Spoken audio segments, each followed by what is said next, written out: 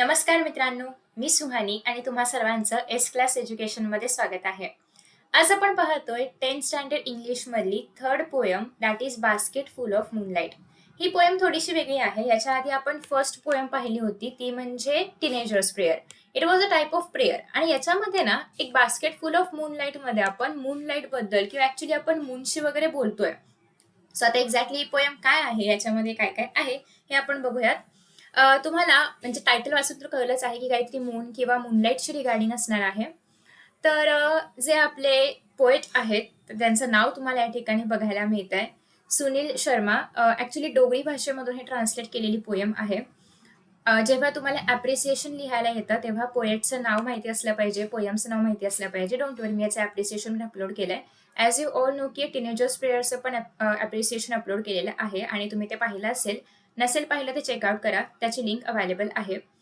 So तर आज आपण बघणार आहोत ते म्हणजे बास्केट फुल. बास्केट फुल म्हणजे काय, टोपली भरून. मूनलाईट म्हणजे काय, चंद्राचा प्रकाश. तर फर्स्ट स्टांजा काय बोलतो, O moon give me moonlight basket full or two baskets full with seeds of moonlight. O moon म्हणजे काय, हे चंद्रा. गिव्ह मी मूनलाईट म्हणजे मला तुझं चांदणे दे, मला तुझं चंद्रप्रकाश दे. बास्केट फुल म्हणजे एक टोपली भरून, और टू बास्केट्स फुल किंवा दोन टोपल्या भरून मला तुझा काय दे, चंद्रप्रकाश दे. With seeds of moonlight. आणि हा चंद्रप्रकाश तर देच दे, पण त्यासोबतच मूनलाईटच्या बिया पण दे. म्हणजे जिथे पण कुठे मला हवं असेल तिकडे मी हा चंद्रप्रकाश जे आहे तर ते घेऊन लावू शकतो. तर O moon give me moonlight basket full or two baskets full with seeds of moonlight. याचा अर्थ बेसिकली हेच होतो की तो जो मुलगा आहे तर तो मूनकडे मूनलाईट मागतोय, म्हणजे चंद्राच्या बिया, चंद्रप्रकाशाच्या बिया वगैरे मागतोय, चांदण्यांच्या बिया मागतोय टोपली भरून वगैरे. तर तो असं का मागतोय किंवा त्याला का बरं हव्या आहेत या बिया किंवा त्याला का हवाय चंद्रप्रकाश, तर ते आपण बघूयात. From the city to my village on the sides of the path I want to सॉ many small small moons of light. So त्याचा काय म्हणणं आहे की माझ्या विलेजमध्ये म्हणजे शहरापासून ते माझ्या गावापर्यंत, from the city to my village म्हणजे शहरापासून ते माझ्या गावापर्यंत, on the sides of the path म्हणजे रस्त्याच्या दोन्ही बाजूला, on the sides of the path म्हणजे रस्त्याच्या दोन्ही बाजूंना, आय वॉन्ट टू सॉ मेनी. सॉ म्हणजे काय, पेरायच्या आहेत मला, मला खूप पेरायच्या आहेत. Small small moons of light, लहान लहान चंद्रासारखे प्रकाश मला पेरायचे आहेत माझ्या शहरापासून ते माझ्या गावापर्यंत जो काय रस्ता आहे त्याच्या दोन्ही बाजूंना. त्याला असं का वाटतंय किंवा तो असं का करायचं असं म्हणतोय, कारण तुम्हाला पण प्रश्न पडला असेल की नेमकं त्याला असं का म्हणायचंय. कारण तुम्ही जर आता शहरामध्ये राहत असाल तर तुम्हाला माहिती आहे की म्हणजे रस्त्याच्या दोन्ही बाजूला छान स्ट्रीट लाईट असतात काही गावांमध्ये, किंवा इनफॅक्ट आता बऱ्याच ठिकाणी तुम्हाला स्ट्रीट लाईट्स वगैरे बघायला मिळतात.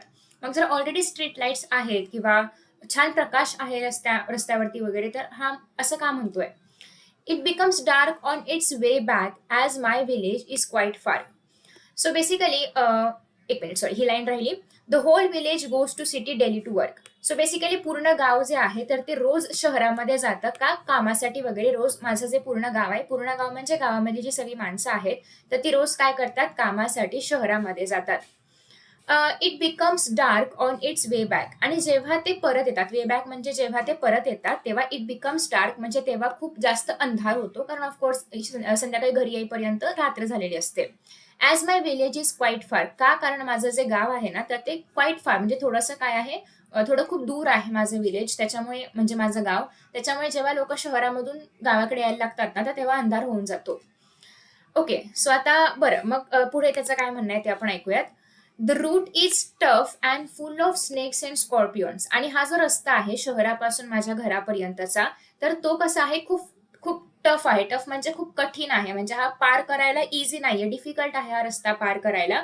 स्नेक्स आणि scorpions and full of snakes and scorpions म्हणजे काय, की या रस्त्यावर खूप सारे स्नेक्स म्हणजे आपलं काय ते साप वगैरे आहे. स्कॉर्पियन म्हणजे, आणि ते स्कॉर्पियन म्हणजे काय, विंचू वगैरे आहे आमच्याकडे रस्त्यावरती. जेव्हा शहरातून गावाकडे आमच्या येतात तेव्हा रस्त्यावरती साप आहे, रस्त्यावरती विंचू आहे, असं या ठिकाणी ऑथर जे आहे तर ते म्हणतायत. Neither bus nor cart plies when my father returns home I am asleep. So आणि म्हणजे गाव आमचं इतकं आतमध्ये आहे किंवा इतकं दूर आहे की निदर बस नॉर कार्ट प्लाईस. कार्ट प्लाईस म्हणजे काय, बैलगाडी बोलतो ना ज्याला आपण ते. तर त्या रस्त्यावरती बैलगाडी नाहीये, बस नाहीये, काही काही चालतच नाही त्या रस्त्यावरती, एवढा कठीण रस्ता आहे. Wien my father returns home, आणि जेव्हा माझे वडील पण तर शहरामध्ये कामाला जातात आणि जेव्हा ते रात्री आमच्या घरी यायला निघतात, आय एम अस्लीप, तेव्हा मी झोपलेला किंवा तेव्हा मी झोपलेली वगैरे असते जेव्हा ते रिटर्न घरी यायला लागतात, कारण खूप रात्र झालेली असते आणि तेव्हा मी झोपलेली असते किंवा झोपलेलो असतो. As he goes back early in the morning while I am sleeping, आणि जेव्हा ते परत जातात त्यांच्या शहरामध्ये काम करण्यासाठी वगैरे मॉर्निंगला सकाळी, वाईल आय एम स्लीपिंग, आणि तेव्हा पण मी झोपलेली असते. जेव्हा ते संध्याकाळी येतात तेव्हा पण झोपलेली असते आणि सकाळी लवकर जातात तेव्हा पण मी झोपलेली असते. ओ मून म्हणजे हे चंद्रा, give me a basket full of moonlight, मला एक टोपली भरून अशी moonlight they. On loan, loan म्हणजे काय, कर्जावरती दे, म्हणजे तू मला उधार म्हणून दे, परत मी तुला रिटर्न करेन तुझी ही जी काही मूनलाईट आहे तर ती मला फक्त तू उधार म्हणून किंवा कर्ज म्हणून असं देऊन टाक, नंतर मी तुला रिटर्न करेन. I want to light the dark route so that my father comes early, आणि मला काय करायचं आहे, हा जो काही रस्ता आहे गाव ते शहरवाला, तिथे मला I want to light the dark route, हा अंधारलेला रस्ता मला उजळ करायचा आहे, उजळायचा आहे. So that my father returns early, जेणेकरून माझे बाबा जे आहेत ते लवकर घरी येतील, कारण अंधार वाली वाट असल्यामुळे दिसत नाही समोर, त्याच्यामुळे ते पटापट येऊ नाही शकत किंवा भीती वाटते ना, पुढे साप आहे का, पुढे विंचू आहे का वगैरे वगैरे, आणि त्यामुळे ते लवकर येत नाहीयेत. सो तू काय कर, तू माझ्यासाठी म्हणजे मला उधारीवर दे चंद्रप्रकाश जो आहे तर तो, आणि कारण मला हा जो अंधाराचा रस्ता आहे गावाकडे जो जातोय आणि शहराकडे जो जातोय हा रस्ता, तर तो मला उजाळायचा आहे, म्हणजे मला इथे उजेड करायचा आहे, सो दॅट माझे बाबा लवकर घरी येऊ शकतील. त्यानंतर I too want to hear fairy tales and stories from him, आणि मला त्यांच्याकडून फेरी टेल्स म्हणजे ज्या पण अशा परीच्या वगैरे गोष्टी असतात तर त्या ऐकायच्या आहेत माझ्या बाबांकडून. पण ते जेव्हा येतात तेव्हा तर मी झोपलेली असते, मग कसं ऐकणार? सो त्याच्यामुळे मला काय करतो, हे दे, चंद्रप्रकाश तुझा उधारीवर दे. सो मग मी चंद्र म्हणजे उजेड करेन, आणि त्यामुळे बाबा लवकर घरी येतील मी झोपायच्या आधी, मग मी त्या सगळ्या परीकथा आणि त्या सगळ्या स्टोरीज वगैरे ऐकू शकेन. त्याच्यानंतर पुढे असं आहे की O moon, give me a basket full of moonlight, I want to sow seeds of moon on the sides of path. जे फर्स्ट स्टांजा आपण पाहिलं सेम लास्ट स्टांजामध्ये पण आहे की हे चंद्रा, give me a basket full of moonlight, म्हणजे मला टोपली भरून तुझी मूनलाईट दे, तुझी चांदणे दे. I want to sow seeds of moon, आणि ह्या ज्या मूनच्या बिया आहेत त्या मला लावायच्या आहेत, जेणेकरून ते मोठे होऊन त्याच्यापासून लाईट बनेल. कारण आपण गहू लावतो तर मोठं होऊन त्यापासून खूप सारं गहू म्हणजे गव्हाचं तेच रोपटं आहे ते मोठं होऊन त्यापासून खूप सारं गहू मिळतं.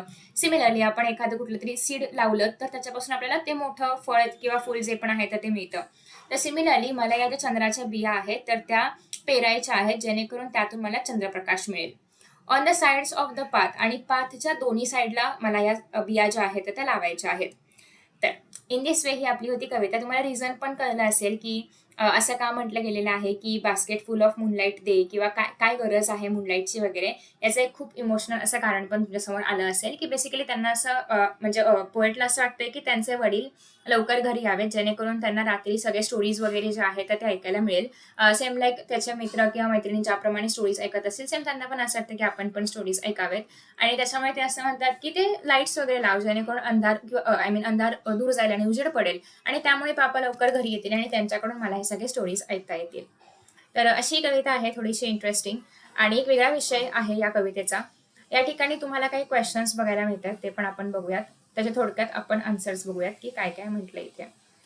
What does the poet wish to get from the moon and why? तर पोएटला मून कडून काय हवं आहे? पोएटला मून कडून काय हवं आहे? Poet wishes to get basket full of moonlight, आणि का हवं आहे? Because he wants to light the dark road leading to the village so that the people, especially his father, can return home early and safely. असं आपण एक reason लिहू शकतो की त्याला काय करायचं आहे, त्याला बास्केट फुल ऑफ मूनलाईट, टोपली भरून मूनलाईट हवी आहे. का तर त्याला जो रस्ता आहे विलेज पासून शहरापर्यंतचा तो लाईट करायचा, तो उजळायचा आहे, सो दॅट जे पण लोक आहेत किंवा त्याचे पण वडील जे आहेत तर ते लवकर घरी येतील, सेफली घरी येतील. ठीक आहे.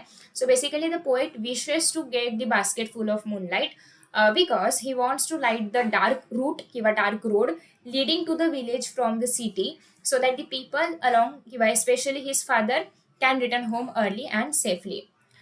त्याच्यानंतर नेक्स्ट क्वेश्चन काय म्हणतोय, why is the road from the city to village dangerous? तर city to road city to village वाला हा जो काय रस्ता आहे तर तो डेंजर का आहे? आपण बघितलं की तिथे स्कॉर्पिओ आहे किंवा तिकडे आय मीन स्कॉर्पिओन्स आहे किंवा तिकडे स्नेक्स वगैरे आहे किंवा खूप टफ असा हा रोड आहे. तर ते सगळे फीचर्स तुम्हाला इथे लिहायचे आहे.